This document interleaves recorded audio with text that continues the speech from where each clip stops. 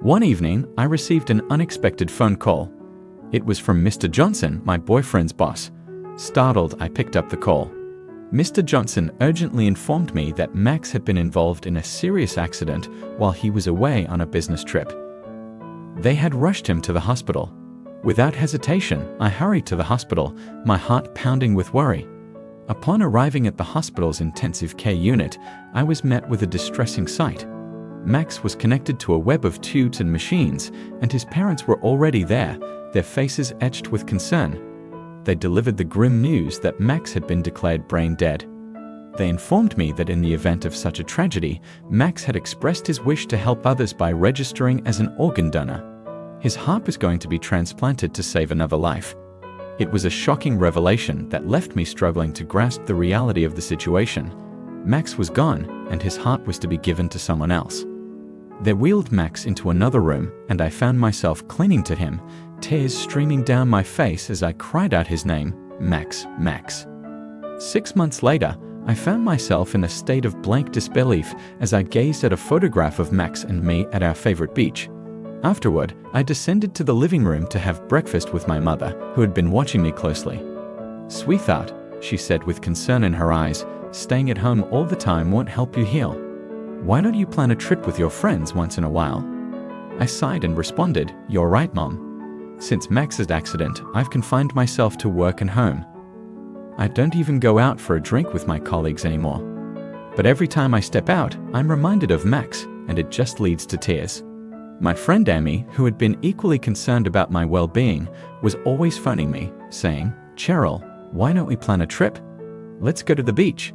Summer is just around the corner. We could shop for swimsuits and have some fun."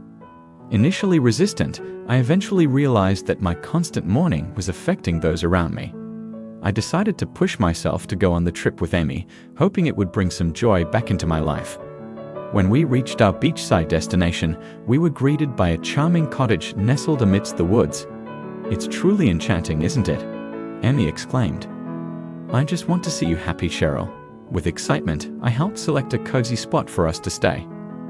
Amy and I promptly donned the swimsuits we had bought together and made our way to the beach. As we marveled at the beauty of the sea, we swam, floated on inflatable rings, and reveled in the clear, refreshing waters. "This is paradise," I declared. Amy suggested we venture further into the sea, but as we did, dark clouds suddenly gathered in the sky, and the weather took a turn for the worse. "Maybe we should head back to the shore," I suggested uneasily, noticing the changing weather. Amy, however, was reluctant to leave the water. "I want to stay a bit longer," she insisted, lazily floating on her swimming ring. Then, a gigantic wave loomed on the horizon, causing both of us to panic. "Wait, there's a huge wave coming," Amy yelled. As we desperately began swimming back to shore, the massive wave crashed over us, and I struggled to breathe in the churning waters. My vision blurred, and I eventually lost consciousness. The next thing I knew, I was in a hospital room with a concerned man peering over me. I asked, "What happened?" And this stranger said, "You almost drowned in the sea, but I managed to save you." I was overwhelmed with gratitude. "Thank you so much." "What about Amy?" The man reassured me, "Amy is fine." The two lifeguards who had saved us were Kent and Scott. Kent in particular had a sturdy, athletic build that reminded me of Max. Little did I know that this chance encounter would lead to an unexpected connection and a journey filled with revelations. My recovery was swift, and within a couple of days, I was back on my feet. As Amy and I recounted the terrifying ordeal of the giant wave with Kent and Scott, we decided to invite them for a barbecue to express our gratitude. Amy and I, along with Kent and Scott, gathered for an evening of delicious grilled meat by the beach. Kent, with his impressive grilling skills, took charge of cooking the meat to perfection. The scent of the sizzling barbecue filled the air, reminding me of the times Max and I had spent together. I couldn't help but notice the uncanny resemblance between Kent and Max in the way they both grilled meat with precision. Max had always been meticulous, ensuring the perfect sear and tenderness, just as Kent did now. Emmy was curious and asked, "Hey Kent, I can't but help notice that you have a big scar. What happened?" Kent hesitated for a moment before responding, "Well, I had to have surgery in August. I used to be healthy, but I suddenly developed dilated cardiomyopathy, and needed a heart transplant. My heart skipped a beat as I realized the timing of Kent's surgery coincided with Max's organ donation. Could it be that Kent's heart was actually Max? I couldn't contain my emotions any longer and shared the story of Max's accident and organ donation with Kent and Scott. They listened intently, and as they did, I noticed Kent's habit of touching his chin in the same way Max used to. It was a familiar gesture that sent shivers down my spine. Kent began to tell this story about what happened. With a deep breath, Kent began to speak, his voice filled with emotion. 4 years ago, I faced a challenge I never expected. It started with fatigue and shortness of breath during my swimming practices. My performance suffered, and it felt like my dreams were slipping away. I underwent numerous tests, and the diagnosis was dilated cardiomyopathy. My heart was weakening, and my life was at risk. I was in and out of hospitals, connected to machines that monitored my heart. We tried various treatments, but my condition continued to deteriorate, Kent continued. Then, my name was placed on the waiting list for a heart transplant, he said, pausing to let the weight of that statement sink in. But then, Kent said, his voice softening, one day, the call we had been waiting for came. A suitable donor heart had become available. It was a moment of both relief and sadness, knowing that someone else's loss was the key to my survival. The surgery was a success, Kent said, a small smile playing on his lips as he looked at me. I received a new heart, and it changed my life in ways I couldn't have imagined.